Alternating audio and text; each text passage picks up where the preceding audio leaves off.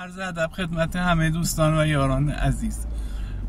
یه موضوعی خدمتتون عرض کنم، یعنی یه داستان که نه، یه اتفاقی افتاده که خوبه بدونید و تجربه میشه براتون که حواستون باشه من بعد این اشتباهی که من کردم رو نکنید. ما یه همسایه داریم، این پر از گاه این وسیله که نداشت به اصطلاح میگفت که ما رو ببر کجا سر کارش کجا بود، به اصطلاح کامسرای فروش گوسفند بود. ما رو بعضی موقع اینا وسیله نداشت میبردیم سر کارش. چند روز پیش من تو خیابون داشتم می اومدم، ظهرم بود، خیلی هم هوا گرم بود، دیدم یه بند خدایی ایستاده کنار خیابون رو دست تکون میداد و خیلی به اصطلاح مضطربه و میگفت دربست. ما اینو سوارش کردیم و گفت که من میخوام برم به اصطلاح یه جا گوسفند بخرم که یه نظری داشتم که میخوام برم گوسفند بخرم واسه نظرم. بچم مریض بوده، یه مشکلی هم داشتم که مشکلم خدا را شکر حل شد، بچم هم خوب شد و یه نظر کرده بودم برای حضرت ابوالفضل یه گوسفند بکشم و الان میخوام برم یه گوسفند بگیریم بریم قربونی کنیم. ما یه دفعه اون بنده خدایی که همسایه‌مون بود اومد تو ذهنم، گفتم بذار ببرمش پیش اون که بخره که هم ملاحظه‌شو بکنه حالا برای قربونی میخواد، هم این که یه لقمه نونم گیره بنده خدا بیاد. ما رفتیم پیش همسایه‌مون و گفتیم آقا ایشون مسافره، یه گوسفند میخواد که قربونی کنه برای و یه گوسفند خوب بهش بده، ملاحظه‌ش هم بکن. گفت باش. یه گوسفند خرید بهش داد و اونم حساب کرد و پولشو خواست بده، همشو تراول داد بهش. ما دیدیم داره تراول میشموره که بهش بده، رفتم گفتم آقا ایشون مسافره و من نمیشناسمش، تراول رو چک کن که یه موقع تقلبی نباشه. خب ایشون هم چک کرد تراول رو، دید نه مشکلی نداره، یه 50 و خورده هزار تومن هم مابقی پولش شد که بهش برگردوند و اومدیم سوار شدیم رفتیم سمت محلشون، محله مسافر.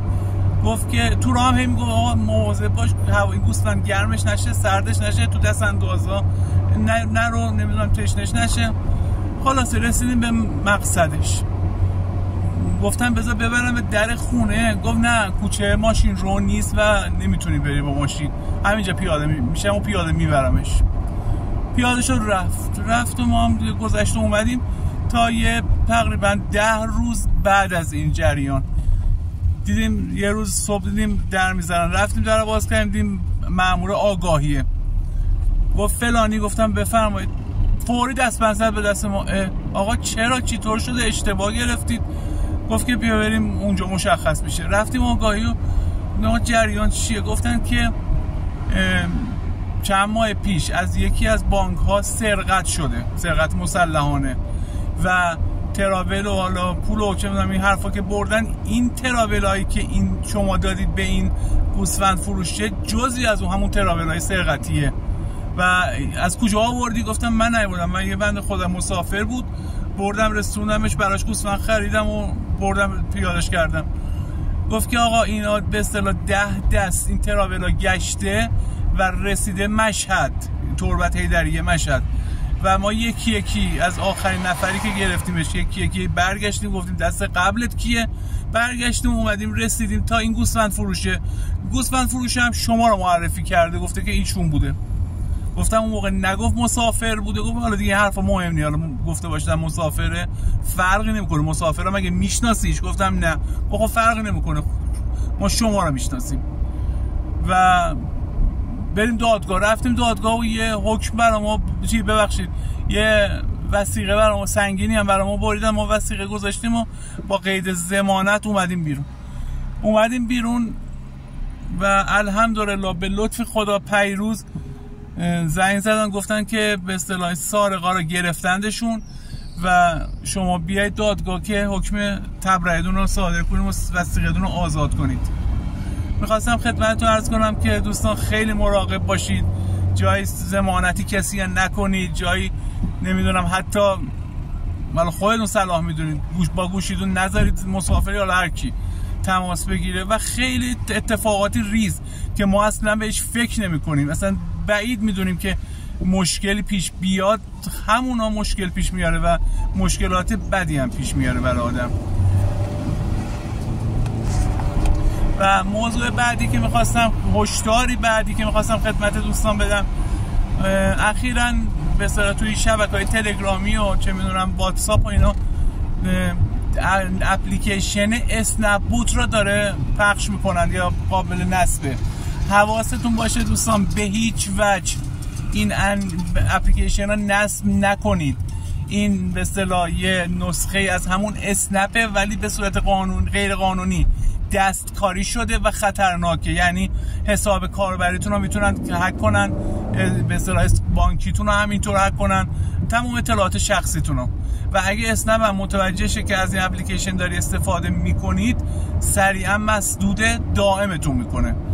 و وقتی هم که حالا درخواست میاد، مقصد مسافر رو همون اول نشون نمیده.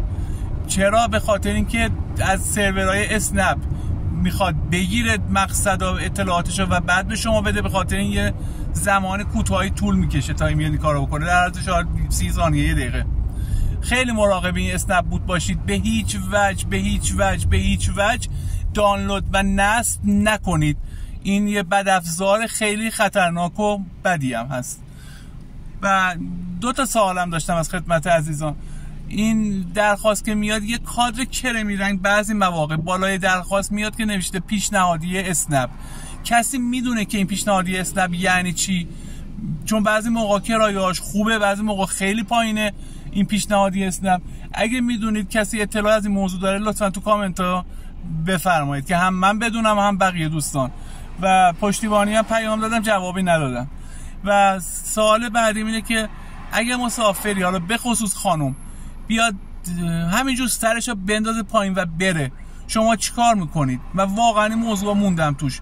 خواهشاً تو کامنت ها بفرمایید که چیکار میکنید همچین مواقعی. وای میستید بحث میکنید، برخورد میکنید، میگذرید، چیکار میکنید؟ ما دیروی خانمی بود رسوندیمش، خیلی اومد پایین و در ماشین زد و اون رفت. ما اصلا موندیم خدای چی طور شده. سری زدم رو به روز رسانه قیمت دیدم، نه پرداخت نکرده. صدای زدم گفتم خانم پس کرایتون رو، دستی تکون داد گفت شماره کارتو بفرست تا برات بزنم. رفت. یعنی دور از جون شما هیچی حساب نکرد ما رو. اینم از به اصطلاح خوبیای شغل اسنپ دیگه، چون کرایه ها رو خیلی بالا میزنه، مردم ها رو برده خودشون میدونن. و همچی مواقعی می‌خواستم بپرسم شما چی کار میکنید؟ خواهشاً اینم اگه لطف کنید تو کامنت ها بفرمایید، ممنون میشم از همتون. خدا یار و یاور همتون باشه. یا علی مدد.